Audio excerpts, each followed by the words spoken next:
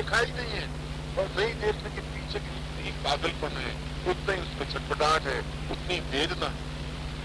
यह वेदना प्रेम का और पूर्णत्व प्राप्ति वही कर सकता है जिसके हृदय में प्रेम का, जो प्रेम युक्त नहीं है, जिसमें किसी प्रकार की भावना ही नहीं है, वृत्तियां नहीं है, जिसमें जोश नहीं है, उत्साह नहीं है, उमंग नहीं है, किसी को प्राप्त करने की चाह नहीं है, साधक नहीं है, मनुष्य भी नहीं है, जीव युक्त है।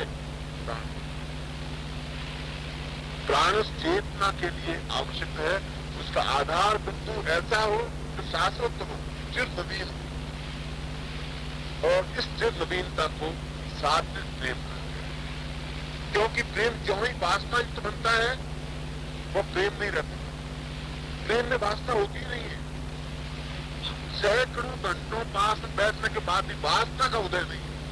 वासना का उदय होती ही सब कुछ क्षरण हो जाता है, समाप्त हो जाता है। वह भावना ही लीन हो जाती है। ईश्वर के प्रति प्रेम हो सकता है, वासना नहीं। महाकाली के प्रति प्रेम हो सकता है, वासना नहीं। महाकाली का स्वरूप, बगला का स्वरूप बहुत सुंदर चातुर्यमान है, लक्ष्मी का स्वरूप बहुत चातुर्यमान है, बहुत सुंदर है। माँ का स्वरूप बहुत सुंदर है, मेरी बहन का स्वरूप बहुत सुंदर है, वासना नहीं, प्रेम ही। सुंदरता प्रेम में हो। क्षणे क्षणे यत्न बतान बेटी तदैव रूपम रमणीयताया। रूप कितना सुंदर है, कितना असुंदर है, इसकी कोई मापदंड नहीं है, कोई परिमाण नहीं है, कोई निश्चितता नहीं। किसको सुंदर कहा जाए, आज तक इसकी कोई परिभाषा बनी नहीं। शास्त्रों ने एक ही कहा, आंख को जो अच्छी लगे वह सुंदर। सैकड़ों इस प्रकार से हमारे, जिनको हमारी चाह है, जिसको हम प्रिय समझते हैं, उसकी फोटो को घंटों बैठे बैठे देखते रहते हैं। और वर्ल्ड फेम या विश्व सुंदरी के फोटो उत्पाद जब हैं उसको पहन देते हैं, उसकी तो ध्यान ही नहीं जाता। उससे अलावा और सुंदर, क्योंकि वह तो एशिया का खिताब पाई चुकी है, मिस इंडिया है और मिस वर्ल्ड है, और उसका फोटो भी पास में पड़ा है, पर उसकी तरफ नजर नहीं है। इसलिए आंख को जो सुंदर लगता है बस क्षणे क्षणे यत्न बता सकते थे तभी उसको प्रक्रिय वह है जो आंख को प्रिय लगता है, और जो आंख को प्रिय लगता है वह चित्त पर स्थायी बनता है। चित्त तक पहुंचने के लिए, हृदय तक पहुंचने के लिए, क्योंकि मंत्र अपने आप में प्रेममय, मंत्र के प्रति अनुरक्ति प्रेम होना जरूरी है। यदि मंत्र केवल उच्चारण है, होठों से उच्चारण है, सुंदरता का मापदंड और प्रेम का मापदंड दोनों अपने एक स्थान। सुंदरता की परिभाषा नहीं है, आज तक विश्व में सुंदरता की परिभाषा हुई नहीं,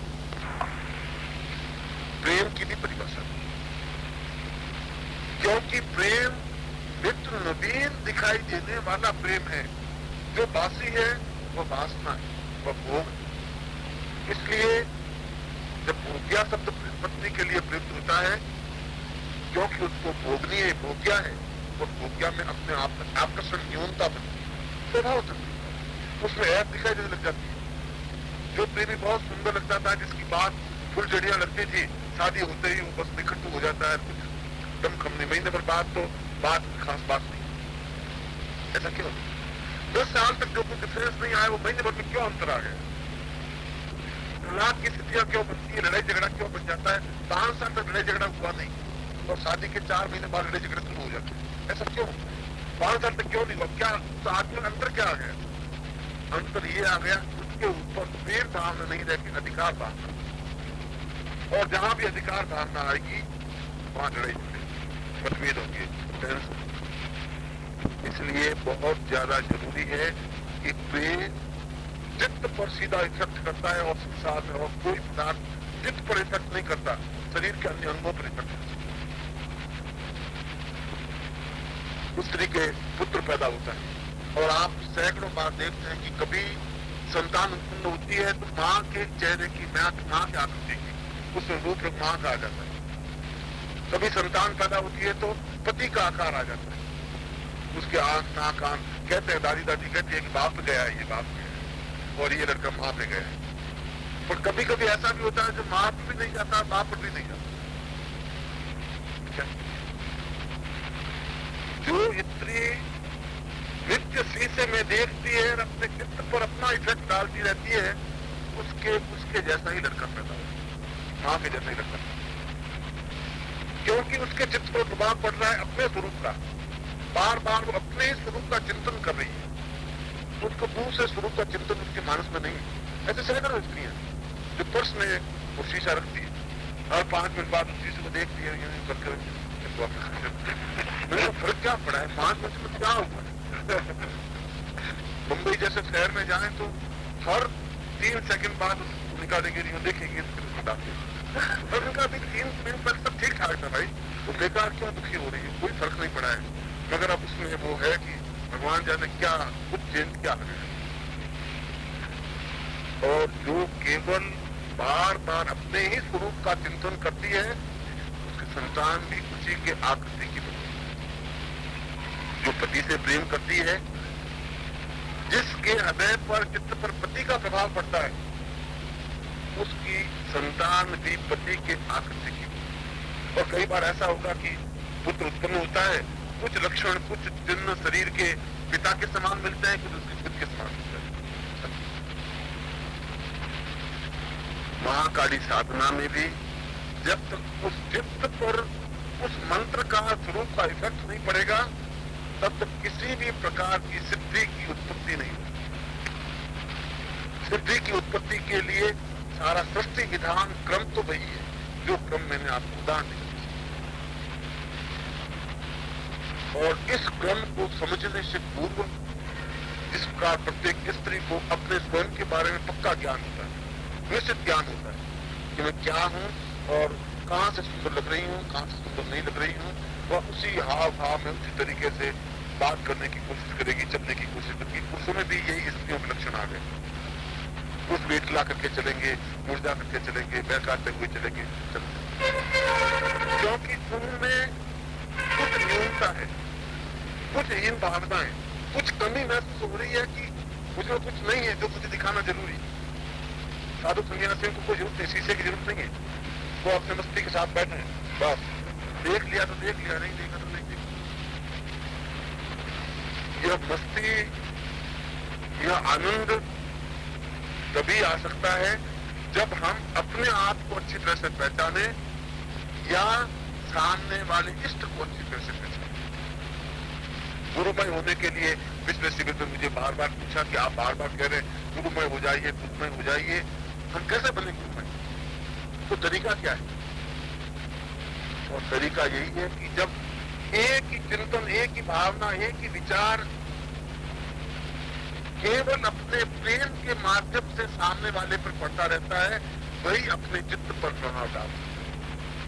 मैंने एक बात बिल्कुल प्रामाणिक सुन रहा हूँ, आज से 4-5 साल पहले दूसरे शिविर,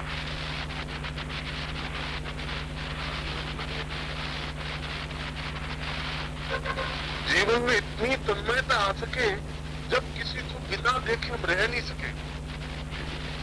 जब मीरा के शब्दों में कि सूली ऊपर सहज पिया की किस सूली ऊपर सहज, पक्षी पर सहज नहीं, कांटों के बीच में चलने की जो भावना, कल्पना, जिसके पीछे अपने आप को तन्मयता की भावना, और चित्त पर गुरु का अंकन तब होता है जब उसकी छवि आंखों में बराबर बनी रहती है। एक ही क्षण उसकी चाल को देखते रहते हैं, उसकी बात को देखते रहते हैं, बैठने की क्रिया, उठने की क्रिया, उसको देखते ही चित्त में प्रसन्नता आ जाती है। यही स्थिति साधना की, और यही स्थिति शिष्ट साधना की भी स्थिति, यही स्थिति इष्ट साधना की भी स्थिति है, ये स्थिति महाकाली साधना। जब हम उसके पीछे पूर्ण तन्मयता, अपनापन महसूस करने लग जाएं, प्रेम करने लग जाएं, बात ना, और इतना प्रेम कि हम एक क्षण भी अलग रहने की कल्पना से चीर उठे, खाली बैठे तो बिंब हमारे सामने वही आवे, वही विचार, वही भावना, वही चिंतन, उसी की बातें। सीता को जब मंदोदरी की सहेली सीता के पास में आई और उसने मंदोदरी के बारे में सब कुछ कहे तो सीता ने कहा मैं कुछ नहीं सुनना चाहती, अगर तुम राम के बारे में कुछ बात बता सकती हो तो। क्योंकि उसके मानस में बिंब एक ही था, वह भले ही साल भर तक या 1.5 साल तक उसको वाटिका में तो रही, मगर उसकी आंखों के सामने से बिंब नहीं हटा। और महाकाली साधना या महाविद्या साधना को भी सिद्ध करने के लिए ठीक उतनी ही गहरी आत्मीयता पैदा होनी चाहिए, उतना ही ज्यादा अटैचमेंट पैदा होना चाहिए, उतनी ही ज्यादा विभिन्नता आनी चाहिए। और यह विभिन्नता दोनों के बीच में जिस क्षण आ जाती है उसी क्षण महाकाली या महाविद्या स्वतः सिद्ध हो जाती है। मगर इस सिद्धि को समझने के लिए जहां उस देवी के पूरे स्वरूप को समझने की जरूरत है, वही उस स्वरूप को अपने अंदर समाहित करने की स्थिति। आप कई बार मुंबई में आर्थिक नगर और होटलों में लड़के आते रहते हैं, जिसको डांस वांस करते रहते हैं, और मैं कई ऐसे देखता हूं कि जहां आपस में प्रेम होता है, प्रेमी और प्रेमिका में, वहां प्रेमिका की चाल बदल जाती है प्रेमी के सदृश, ठीक उसी चाल से चलने लग जाती है, उसी प्रकार से हाव भाव बातचीत करने की क्रिया उसकी वैसी हो जाती है, उम्र तो बदल नहीं सकती, मगर और ऐसा महसूस भी नहीं करती कि मैं ऐसा कर रही हूँ। स्वतः उसकी बातचीत में, उसकी क्रिया में, उसकी भावनाओं में, उसकी विचारों में, अभिव्यक्ति में ठीक वैसी ही क्रिया उसमें 5% डालो, उसका आती जाती है। जिसमें मैंने रामकृष्ण परमहंस का उदाहरण दिया कि काली के अनन्य उपासक और पूरे भारतवर्ष में रामकृष्ण परमहंस जैसा काली का उपासक नहीं, जो नित्य अपने हाथों से मां काली को पूजन कराता था और मां काली को पूजन करती थी। ये तो बंगाल की बात है, अभी कुछ वर्षों पहले की बात है, कुछ पुरानी बात है।